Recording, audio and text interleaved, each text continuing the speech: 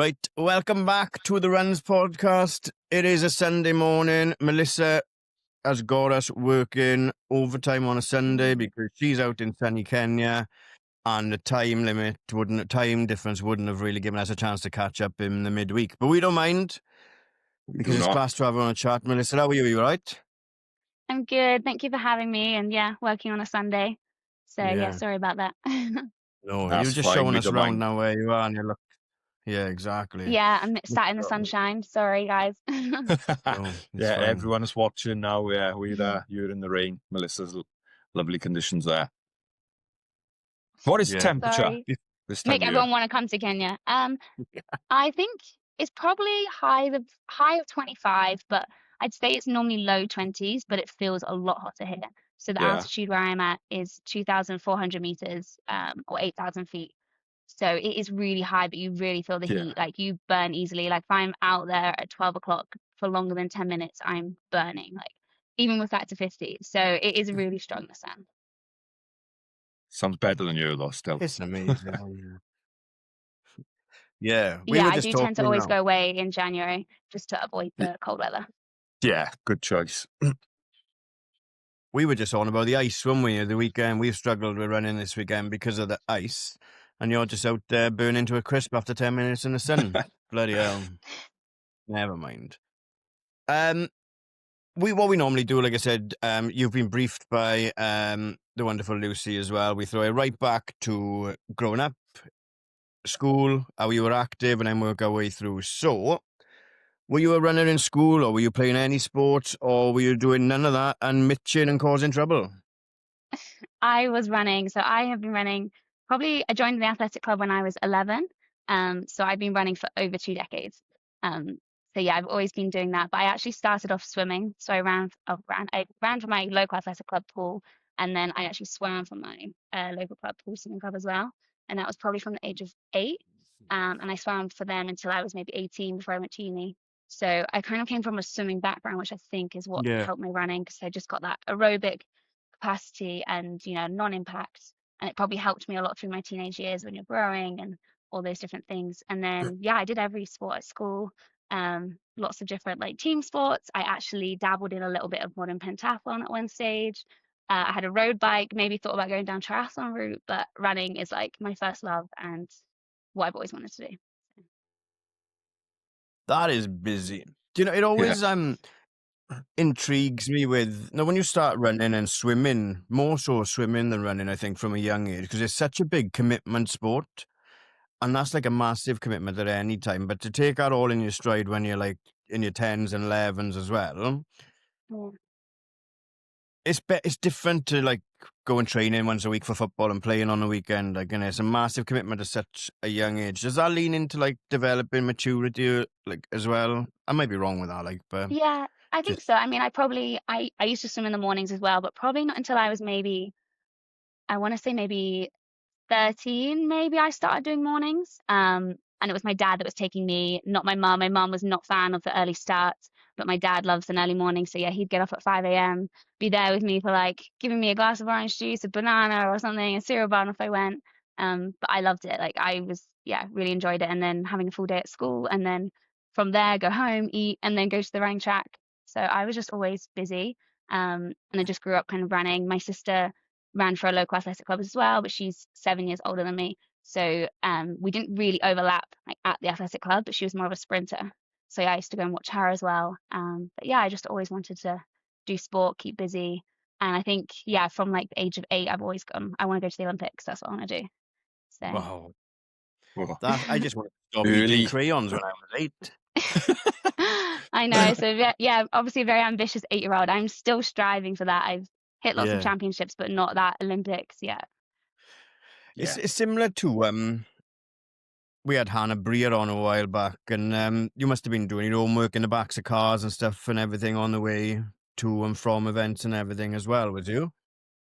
Yeah, definitely. And like, especially when you went for like, if I was doing, some days I'd have like a swimming competition on the Saturday or a cross country on the Sunday, and you'd, yeah, go back to back on those kind of things and taking revision with me. And as I got older and like doing my A levels, you'd have 3 periods. I would be doing all my homework in those 3 periods because I just didn't have time in the evenings. It was just so busy. But yeah, it's just what I've always wanted to do. I'm lucky that my mum and dad are so supportive. They've always just kind of been there, not pushed me, but just been involved. And like, if I ever said I woke up in the morning, and it happened quite a few times, my dad would wake me up at like 5 a.m. and I was like, no, I'm too tired. I'm going back to sleep. He's like, okay. And like straight away, he just leave me, let me get back to sleep. So yeah, they've always just kind of been supportive enough to help me. And it was always my decision to want to do it. Yeah. What lit that, like, did you watch the Olympics? What lit that kind of flame as well? And was it, you'd always want to be a runner in the Olympics, a swimmer in the Olympics, or just go to the Olympics because you'd seen the whole...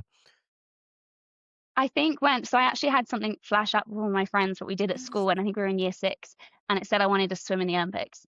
But yeah, I think that quickly changed to running, and now it's always been running. And I don't really remember watching Athens. Like, I would kind of remember it going on, but I would have been 9, 10, maybe 11, 12, Yeah. not sure. So I do remember it being on, but not like vividly watching it. I remember everyone going on about Kelly Holmes, and obviously I looked up to her, but I more so remember Beijing. I remember sat with my mum watching the opening ceremony and being like, wow, this is so cool.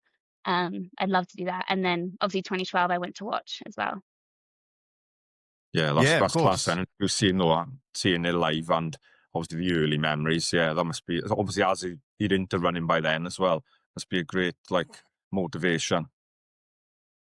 Yeah, and for the 2012 I was 18, so I was first year at uni, and we were really lucky that the Bucks University Championships that May were actually in the Olympic Stadium. So they did it there for like the warm-up this event, and that was really cool. Obviously we had no crowd. It was just everyone's parents and like the university, but it was really cool that we got to compete in that stadium. So that was really fun, and then kind of lit into me that I wanted to make the Olympics, and then yeah, I've just been trying ever since.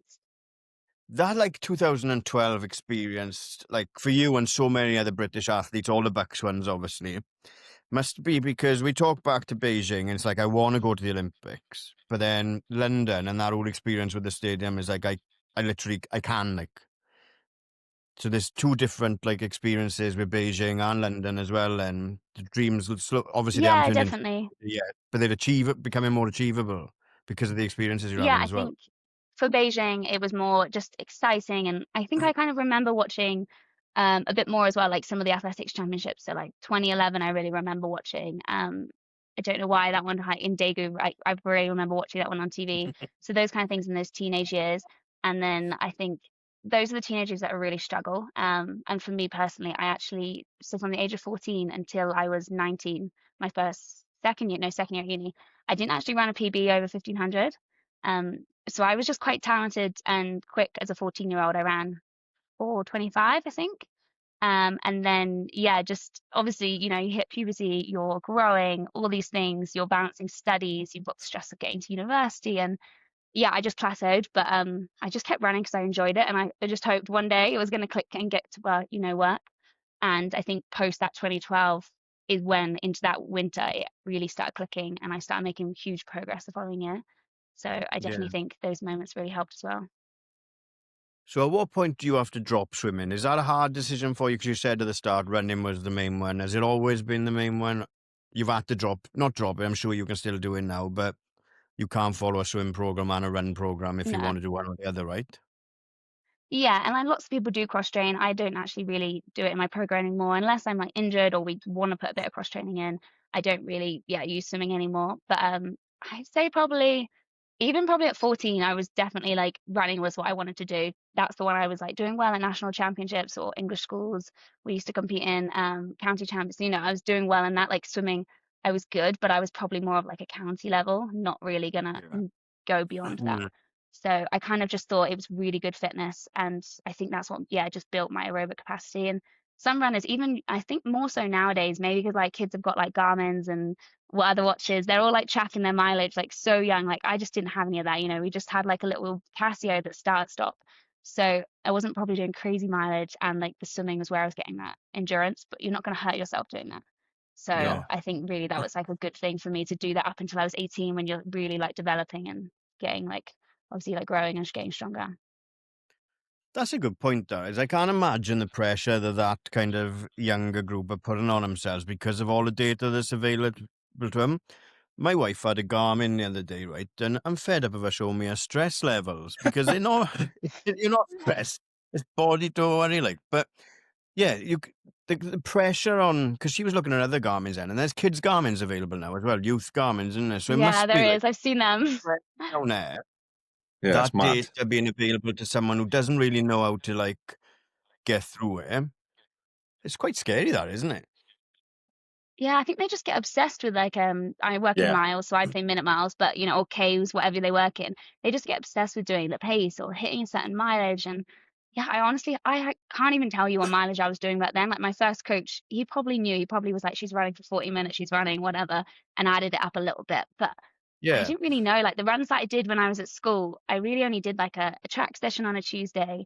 We did like a hill session Thursday, and then maybe like a session at the weekend. And then as I got older, I started going out with my dad in the evenings. And yeah, my dad was on the bike and we would just run for 30, 40 minutes just from Yeah. home. Don't know how far we ran. Don't know what pace I was running then. So I think it was just a lot more relaxed and you're not getting fixated if you're really tired from school and then they're like looking at their watch like, oh, I'm so much slower today. Which often is like what adults and a lot of us feel anyway. We kind of like look at the watch so much. Like even mine, I'm pretty sure mine said today that like my readiness was like a 1. So like that's so low. But I did not feel that bad. So I'm just like, I often ignore it. Yeah. And then Yeah. even when I ran my 5K PB, it said I was going to run 16:30. And then that day I ran 14:48. So I wouldn't trust it all the time. No, don't listen to your watch, people. And yeah, it's like they're brilliant, aren't they? Sorry to move over onto like the watches and stuff like that. They're brilliant at what they do, but like I said, they can be frustrating, and a lot of like the content creators are using now as like triggers, or is my Garmin, is my Chorus predictor accurate? I'm playing more into the hands of the watches and everything as well, where it's not really achievable all the time, innit? But that's just my gripe to worry about that. You went off to university as well then. Was Yeah, that so I went based to around running? I went to Brunel University, which is actually more known as a sprint university. So I studied sports science there for my undergrad. I then did sport and exercise psychology as a master's. But I really liked the campus at Brunel. It was like a smaller campus style uni. Really liked the course, and it actually really suited me because it wasn't a big like insurance running like university. Like I think if I'd gone to somewhere like Loughborough or Birmingham, which is what I thought I'd probably want to go to, they were just such big squads. Like it was going to be a battle to get into the team. You would have to be really competitive. And maybe I would have trained a bit harder or too hard, but I just had such a nice group. Like I often trained with the boys. There were quite a few girls too, but most of the time I just trained with the guys in sessions. And yeah, I really liked that. It was just a bit more of a relaxed environment at university, which I liked. Yeah. And did you see massive developments in your running during that time as well? Yeah, I definitely improved. And yeah, so my husband, I met him in my first year at university, and he credits himself to why I improved so much. But he is an athlete himself. He's retired now, but he was a GB decathlete. So yeah, really good. And now he actually is a World Athletics coach as well for jumps and combined events. But yeah, so he's very good. But yeah, he thinks it's because I met him that I started running better. Maybe it was, I didn't know. He was trying to make the Olympics at the time, and I guess I saw that focus and like dedication that he was doing into his training and kind of rubbed off on me. And I was like, yeah, that's what I've got to do. And I upped my training that second year, started doing some double days, just being a little bit stricter on all things. Because I think that first year at uni is really tough, really. Like I loved it, I enjoyed it. I went out in my freshers, I went to all the athletic socials.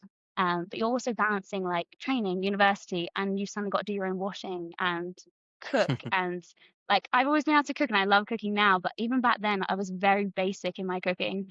So I can't imagine my nutrition was great. And I'd be phoning my mum like, how do I cook this? Or so I think by the second year I actually had a bit more knowledge of like that nutrition recovery. And yeah, I probably wasn't going out as much. I was just maybe settled down and got into a routine of my training. And that's the year that I improved maybe 10 seconds in my PB.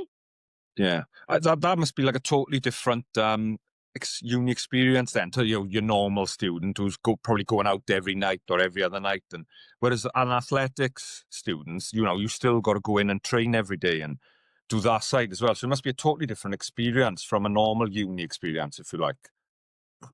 Yeah, I think definitely. Like, I think there are some athletes who are super strict and they just won't go out and didn't do anything. Yeah. I think I was quite relaxed. That a lot of my friends were the athletics, and we had loads of athletics socials, and that was like my group of friends. And I enjoyed that. We'd go to the track, and it might be like a sports night on a Wednesday, and we'd do a session, and then we'd get ready to go on out with all the other sports teams, or did a cross country race that day, and then do the same. I think it was Mm. just getting the balance that I couldn't do that in the track season. If I was going to do it a Yeah. little bit in the winter for that first year, it was okay, or those certain nights out, but you can't do it like every week. Like, and not some students are going probably out like 4 or 5 times a week. I couldn't do Yeah. that.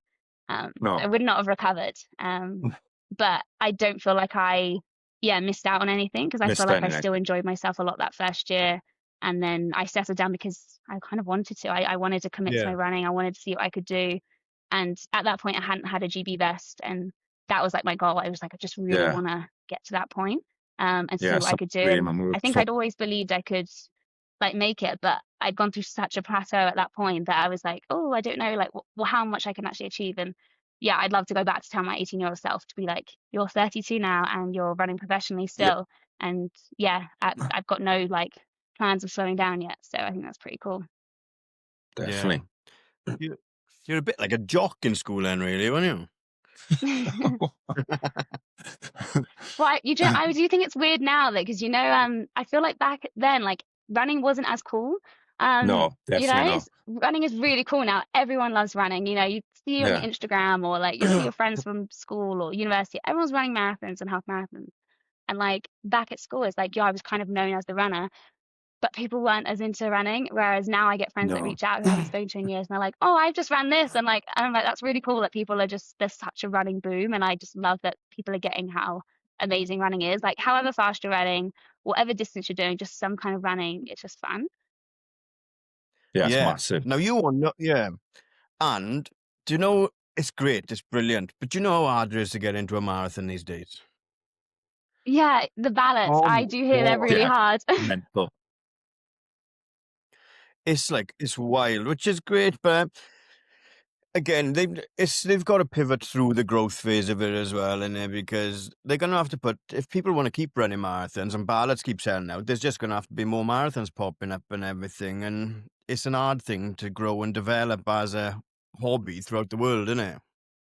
Yeah, well, I think Valencia, that's now a ballot, isn't it? And Yeah, is it Cardiff is. half a ballot, I've heard as well. Don't start me off. Yeah, Yeah. that has been for a couple of years. So I've never yeah, done we the got- Cardiff half. That will be when I do step up. I'll go and do the Cardiff half, but I'm not quite at the half marathon stage yet. 10K the longest I've done. Yeah. So after uni, do you go straight? Let me understand everything, because I've been on your Instagram, but I haven't been on your LinkedIn. So you go straight from uni, straight to professional? No, Or do you so work? no, it didn't work. I haven't actually ever worked a normal job really in my life, apart from very little jobs I did around at home when I was a kid. So not really.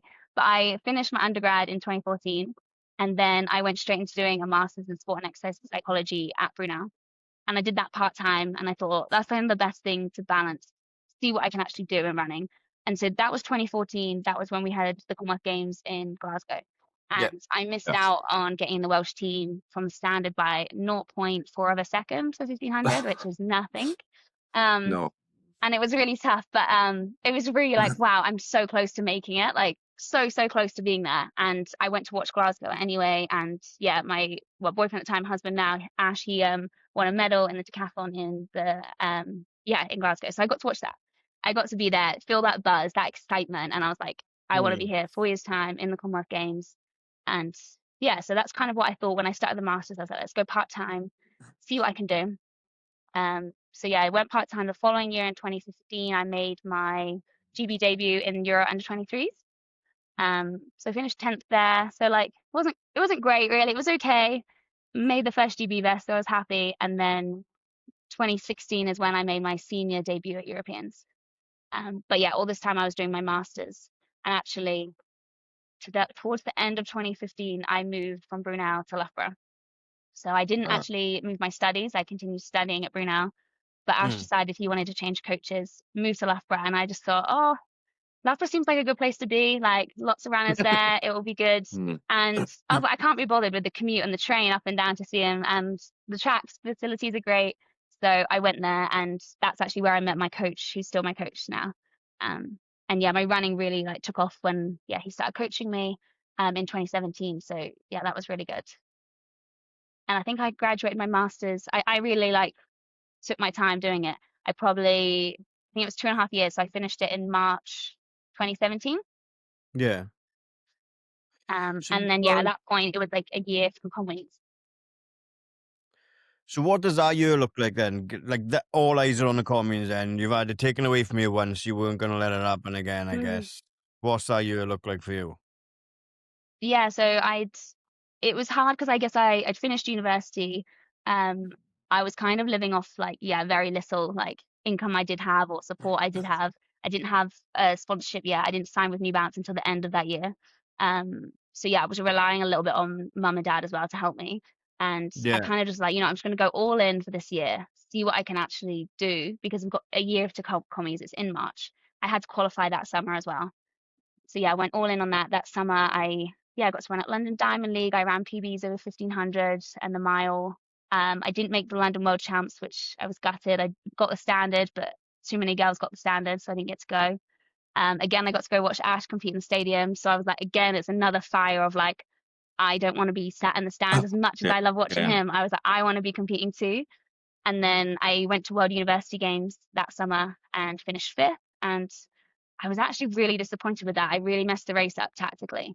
And that was about 6 months out from Commons. And me and my coach actually had a really like hard chat about like how we were going to attack this.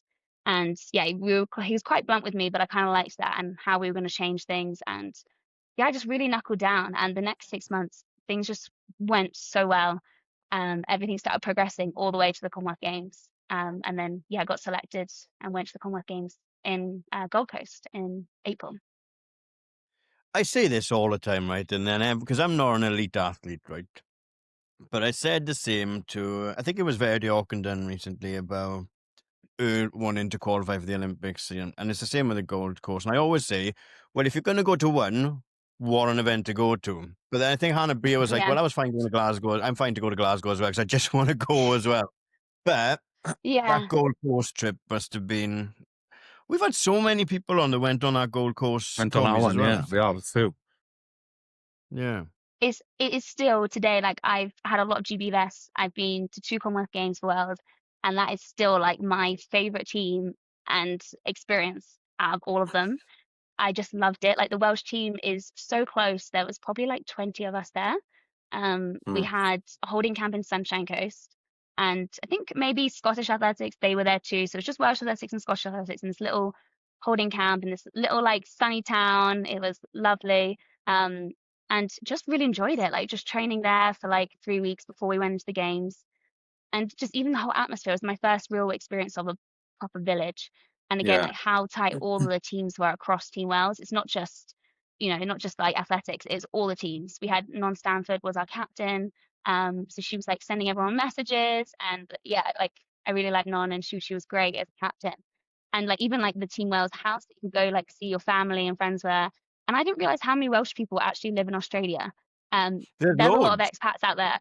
So many. Yeah. So coming out in that stadium, there was so many Welsh flags. I was shocked. I just didn't expect it. Like I knew my family would be there, like waving the flag, but I did not expect that many Welsh flags. So it was, an experience like no other. I absolutely loved that games. That's what I was going to say, because you've put so much expectation and so much pressure on to get into this event and sitting in the stands, that it was easy for it to like pass you by and not be what you expected. But it sounds like it hasn't let you down in the slightest, and you were right. And the fire just put more gasoline on the fire that was burning to keep going as well. And I guess, so do you want to go back to the stands now?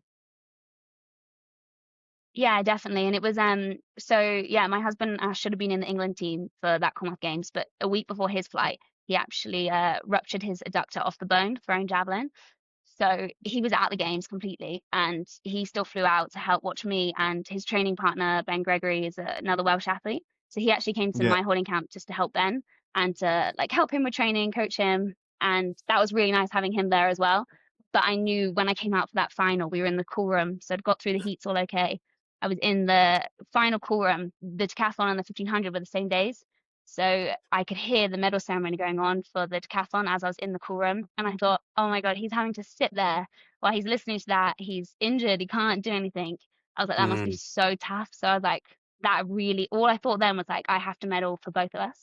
And it just, really inspired me like to do that. And I think, just having all my family there, like I love to know where my family is sitting during a race. And I knew they were on the back straight, like right by the 1500 start. I saw them, waved to them as I'm doing my strides. I was very relaxed that day. I think I had this sense of calm. I kind of knew I was in shape to medal. And I don't think at the time anyone, apart from me and my coach, maybe my family, obviously, and Ash, thought I could medal. But outside, I think people just thought, yeah, should do okay, I guess. There was Irish, Welsh, English, we had Casper Semenya, we had Kenyans, and I don't know, for some reason, me and my coach were very like, no, there's a medal there, like I can win this medal. And I just, I think those races where you're really calm before and you just, you're ready, that's like the most amazing moment. So I just kind of was, really on the start line, just feeling very ready for that race. But it is 1500, anything can happen, and it is tactical. But it went my way, and I got a bronze medal, so that's good. Bronze medal in the commies. What a day! Like, when is your medal?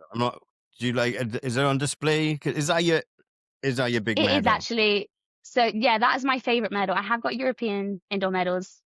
They are actually not on display, but the commies medal is on display. It's in a really fancy box.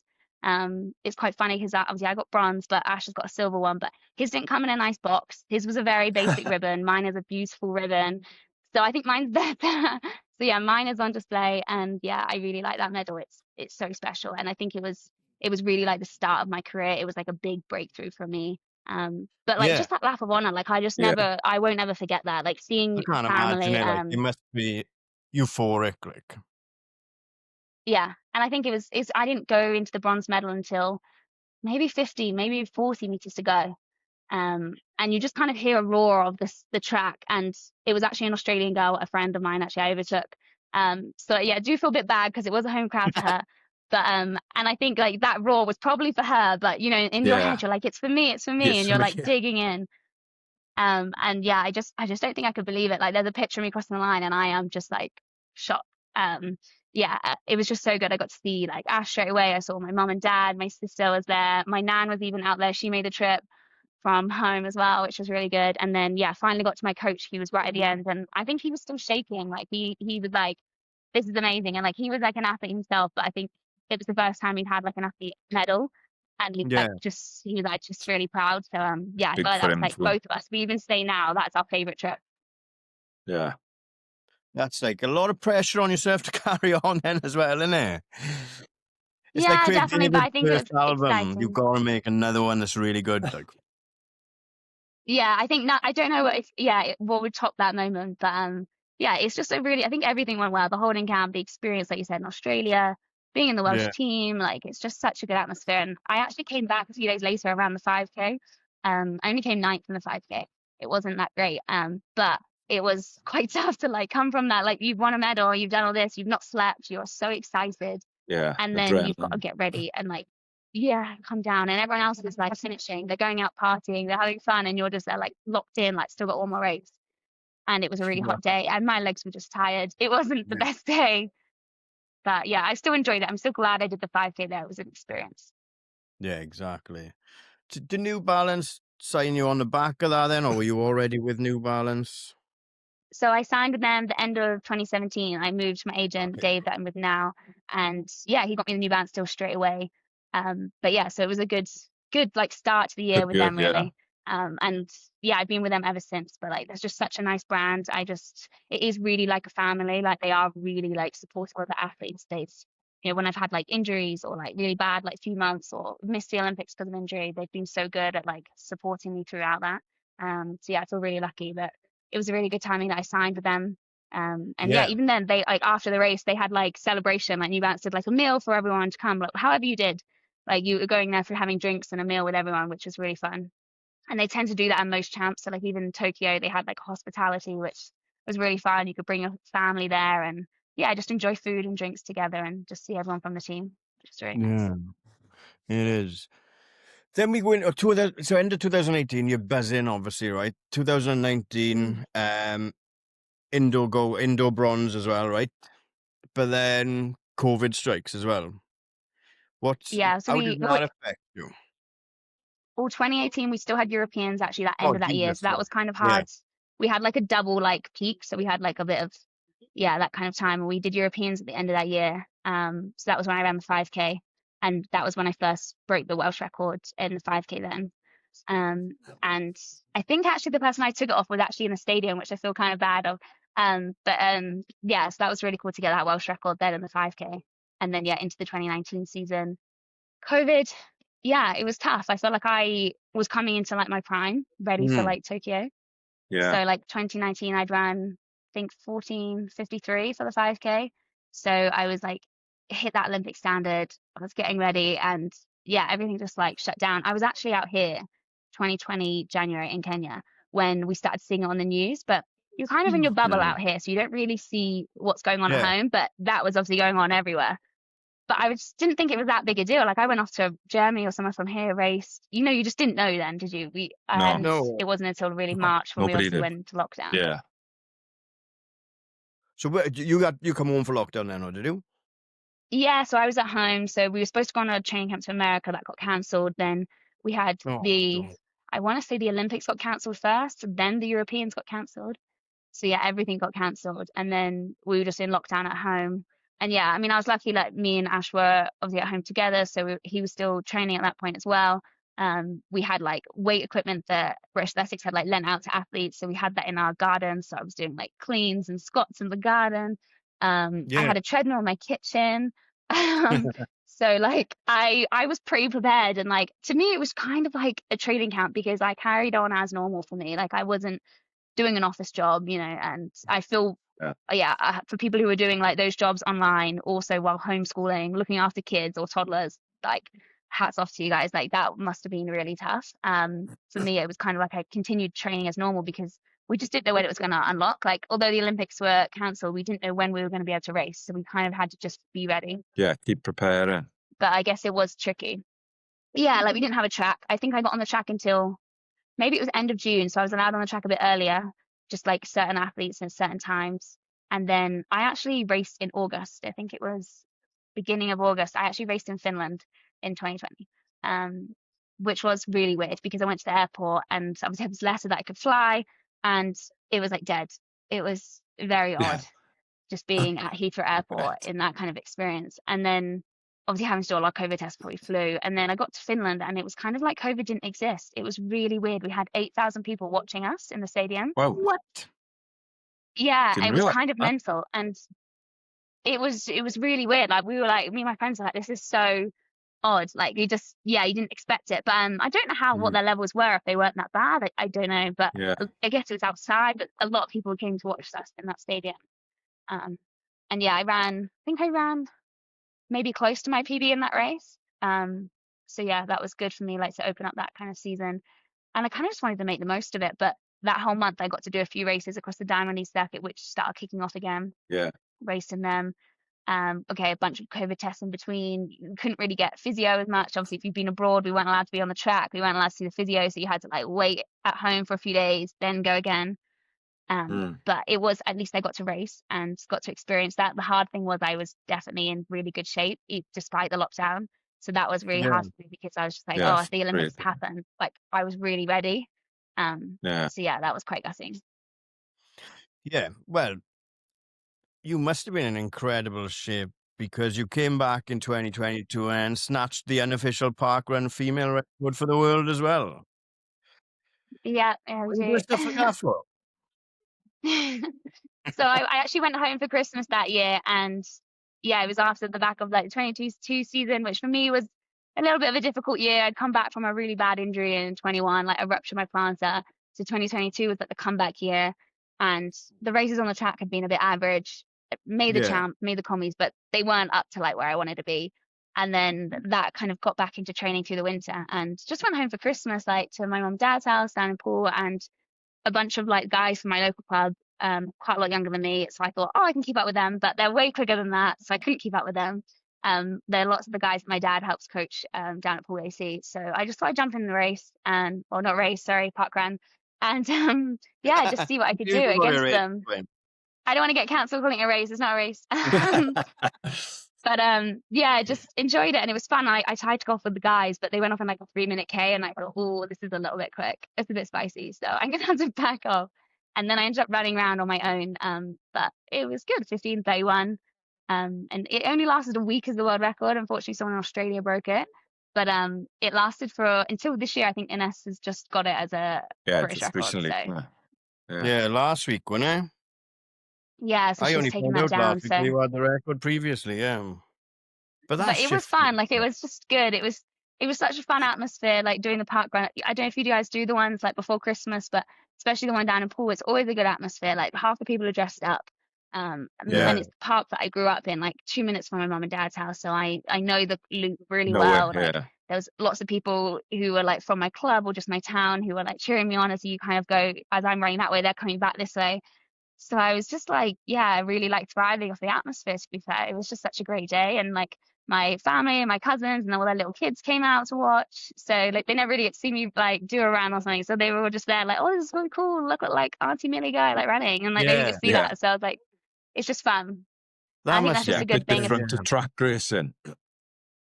Yeah, it was just enjoyable. And I had fun like seeing everyone and just seeing the atmosphere. And I was like, yeah, it gave me a real buzz. So kind of gave me that good confidence boost going into like the following season.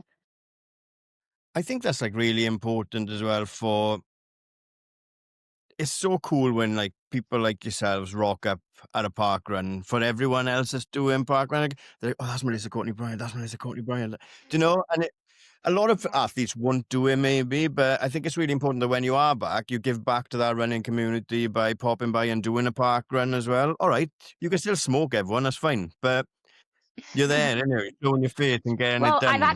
I've never won a park run like ever. So, that's got to be one of my goals, to actually win one at some point, because I've never won one. I think I don't even know if I must have been in the top 10 when I did that time, but the boys were flying.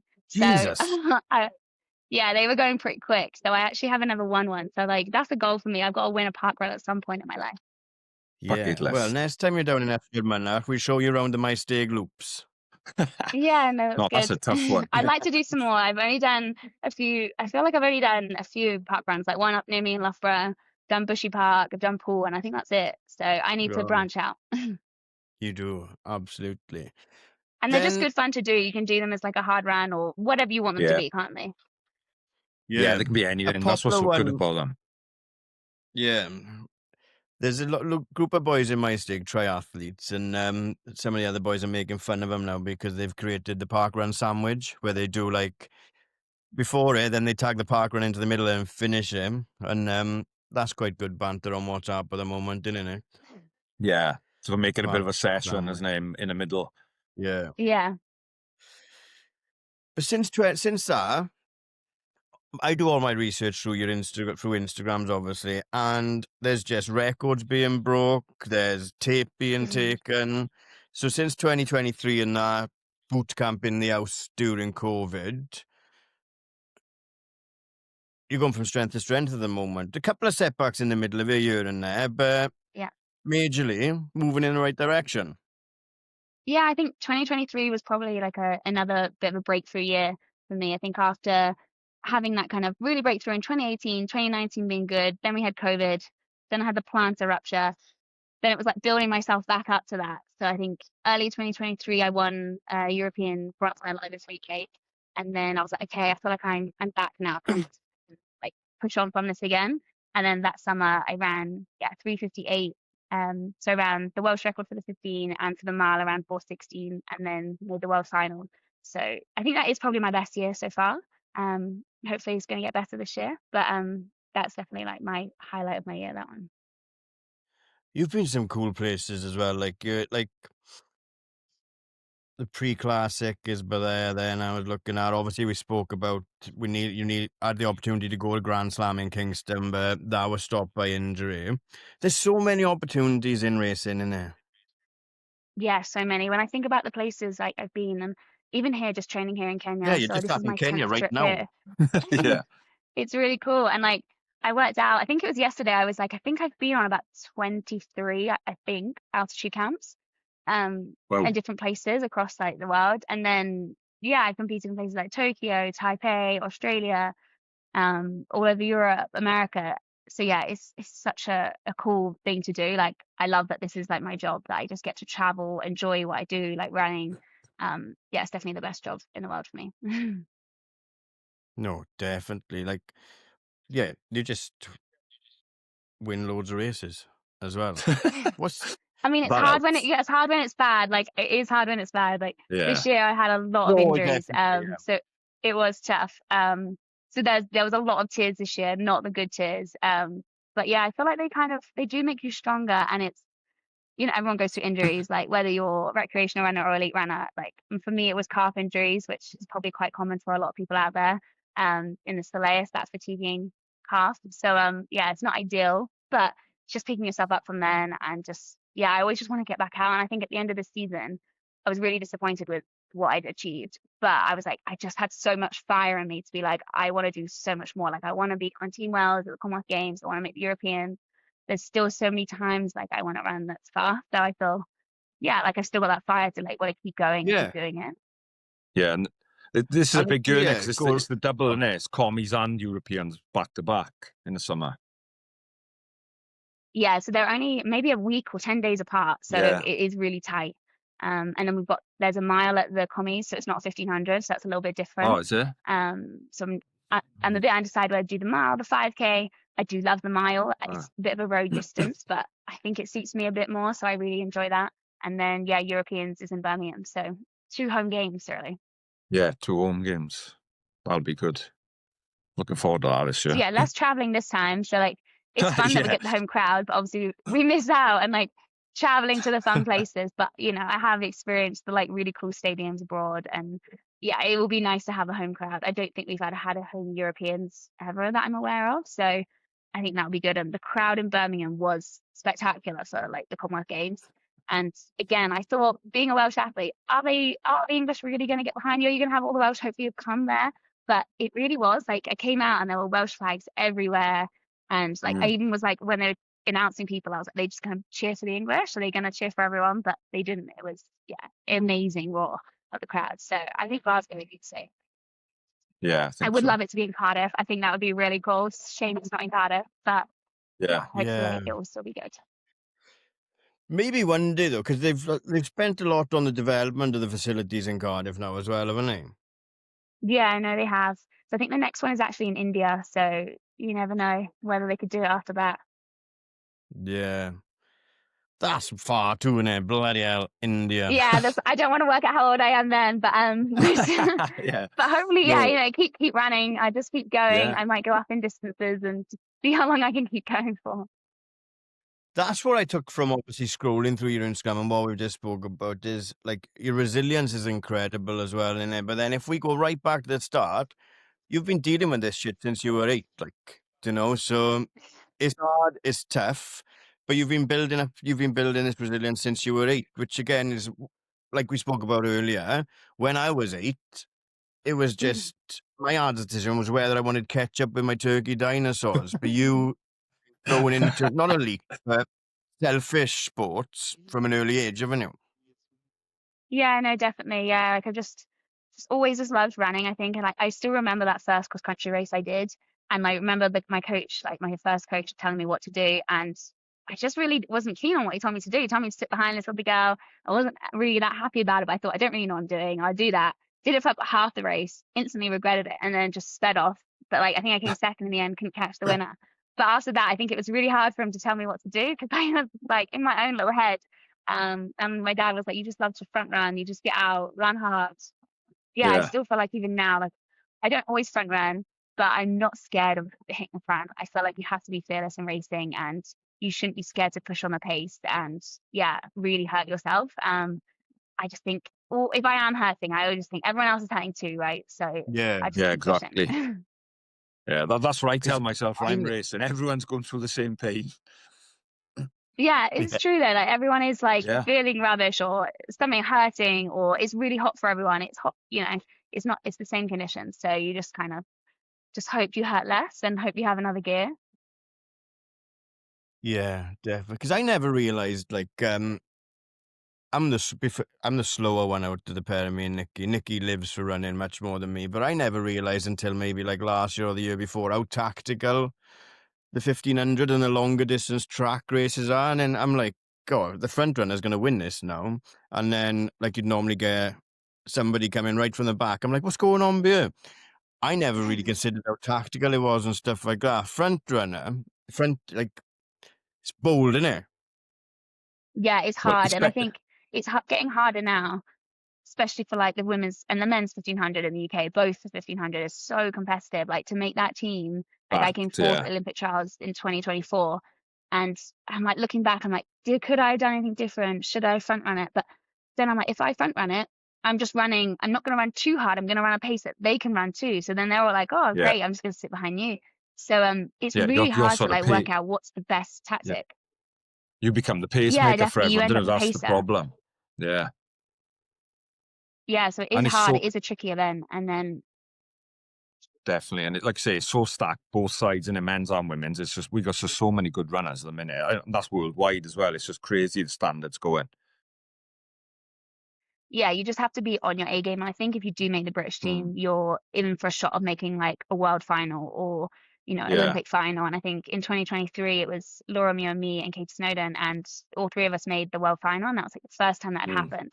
The boys have done it quite a few times, and that's the only time the girls have done it. But I do think if you make that team, like that's what you have to do. Like, so yeah, it's tough, but I guess it makes us better. And a lot of the athletes, actually, a lot of the women's 1500s, we're similar age. Like I'm 32. I think Laura and Georgia and Katie are a similar age to me. Reve Walcott-Nolan, she's again maybe a year or two younger. Like most of us are over 30 and still running really fast times. Still running, So I think that's still pretty getting cool. quicker. It is very cool.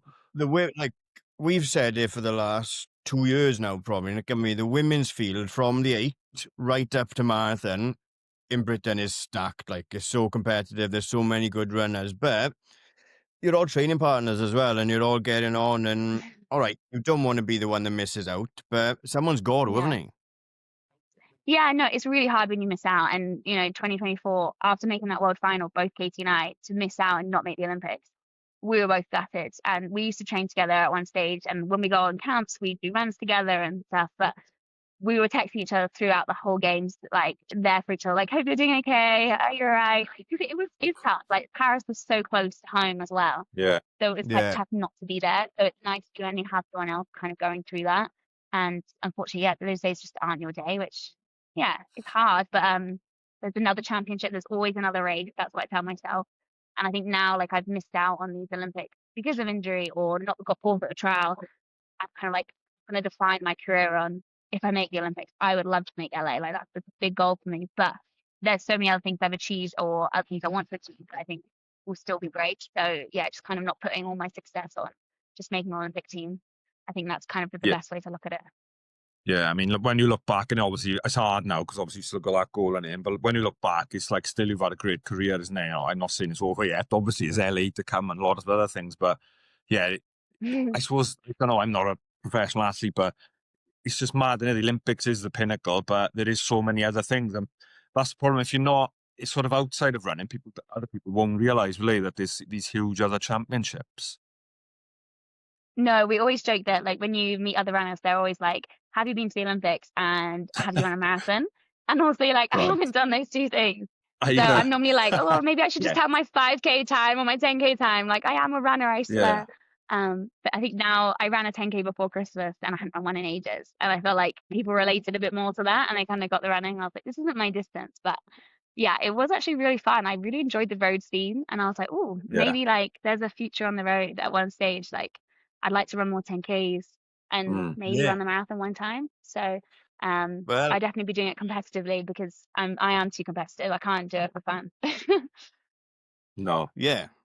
I mean, and Alex Bell is doing it now, and she's doing it really well. So there's definitely room. Exactly. And I think that's the exciting part of it is you track guys coming over and doing it is only good for the sport as well. And more for like the masses of the sport, because that's where we run.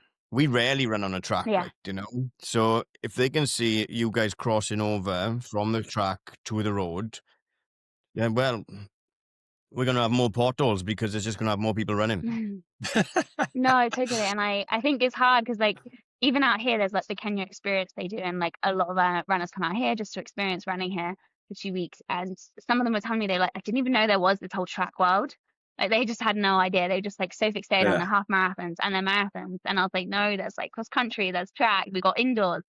There's so much in this sport So that's many, like, not accessible for like the rest of the population, everyone to look at. And yeah, I think that it's quite sad because the track races are really exciting.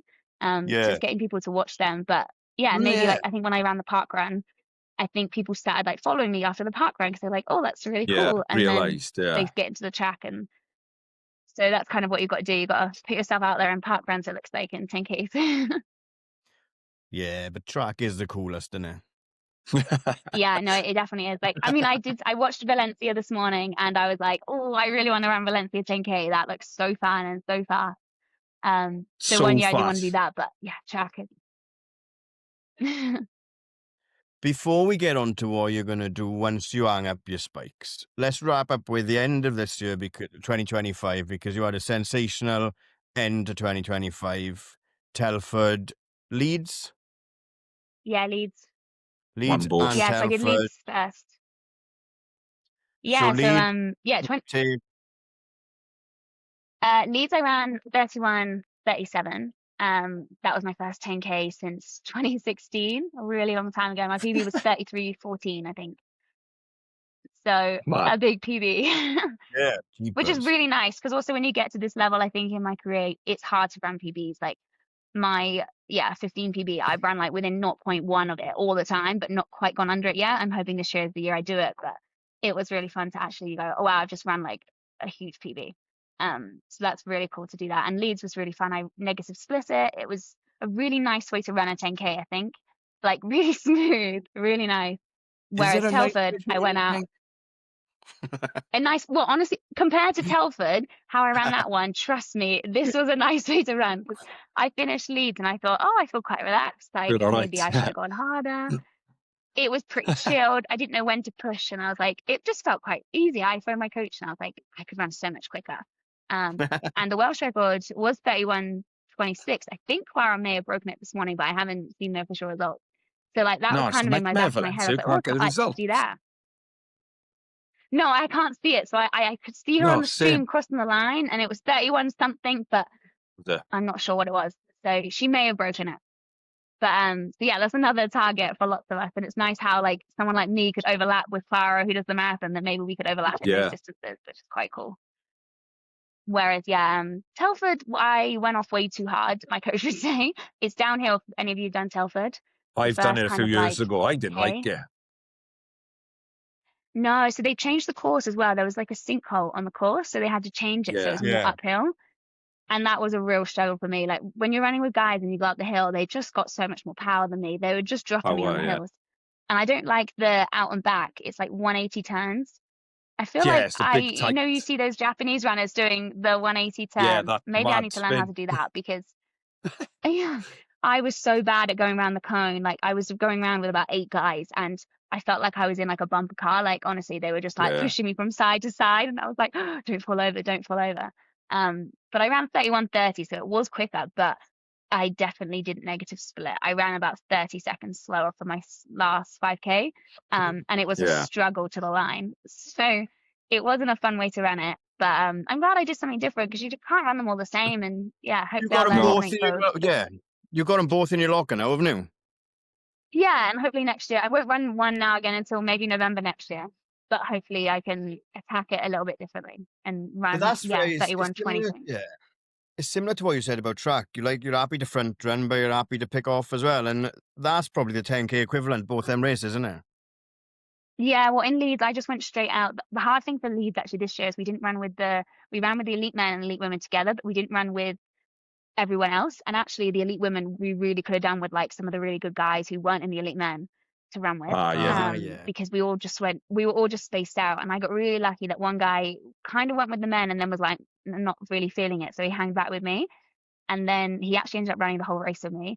So like, yeah, he was amazing. So I'm really lucky I had him to run with because there was no one else around. It was just me and him. Yeah, That big makes gap. it really tough because you're just kind of Really like tough. pushing yourself. And yeah, I didn't know what to feel like. Everyone told me I'd get to 6 or 7K and it would hurt, but it kind of hurt at 3K. Then I felt good at 5K. Then I was like, I don't know. Then I saw on my watch, it said 1500 to go. And I was like, this is my normal event. What am I doing running a 10K? And then I got to like the curve and I finally saw the finish and I just had like this like second win and I was like, felt like I was sprinting in like I was running a 1500.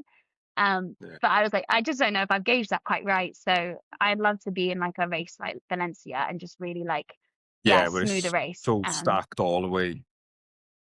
Yeah, and just having people around and racing with the guys really helps. It just makes it so much easier. I think, it would be nice to do a race like that. So how long are you out in Kenya for now? I've been here a week. I've got another 3 weeks to go. So yeah, we always come for a month. It's the best kind of time to get like the altitude effects. So yeah, always a month. So I'm here with Lucy Reed now. So we're like rooming together, training together, which is really fun. So she's recently moved to my coach. And we actually met once before this camp, and now we're rooming together for a whole month. So it's going well. It's all right. And I then like this. It's a big fun. Yeah, it's really nice, and we're getting on really well, which is good. And my coach Rob Denmark, he comes out on Wednesday. So yeah, we'll have him for like the last 2.5 weeks. So that'll be really good, just to like help us with sessions. He'll jump on the bike, and it's not easy running up here. Like it's so high, it's hilly on every run, it's like rutty trails. It's really tough. But I feel like it always makes me really strong, and I get really aerobically fit from it. Yeah, and like the track's not really a track, is it? The ones I've seen, like is it the Kipchoge Stadium? Do you go to that one?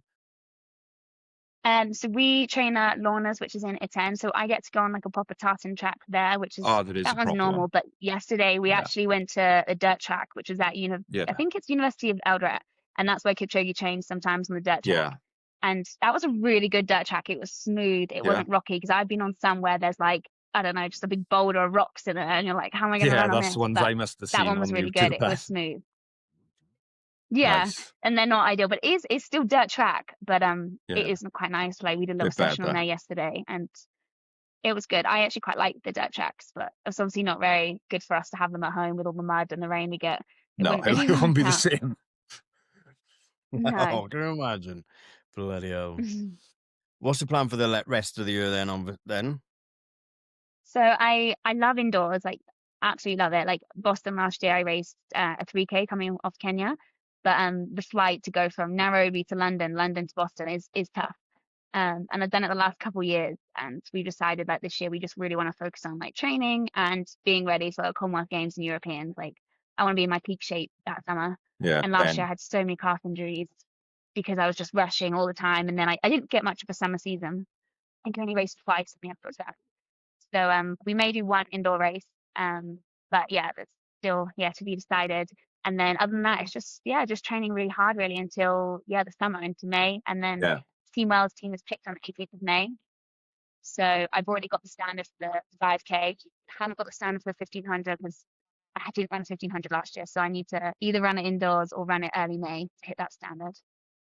And then hopefully everything will go ahead for the selection on the 18th of May, and then it's just all focused on commies, Europeans being in like best possible shape to go after medals really. Big summer. I feel like we haven't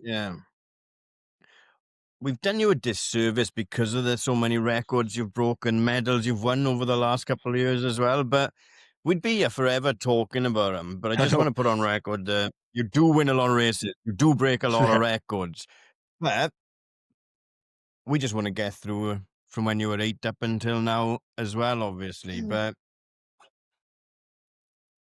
I'm excited to see what you can do this year as well. And like I said, everyone is getting older, but they're all getting better at being older athletes as well. It's the same in the football and everything. You watch the football, you look at the Cristiano Ronaldos and the Mo Salahs and stuff now.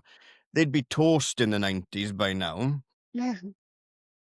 Older athletes are not cooked anymore, you're right. And I think from COVID has helped a lot of top-end athletes extend their careers as well.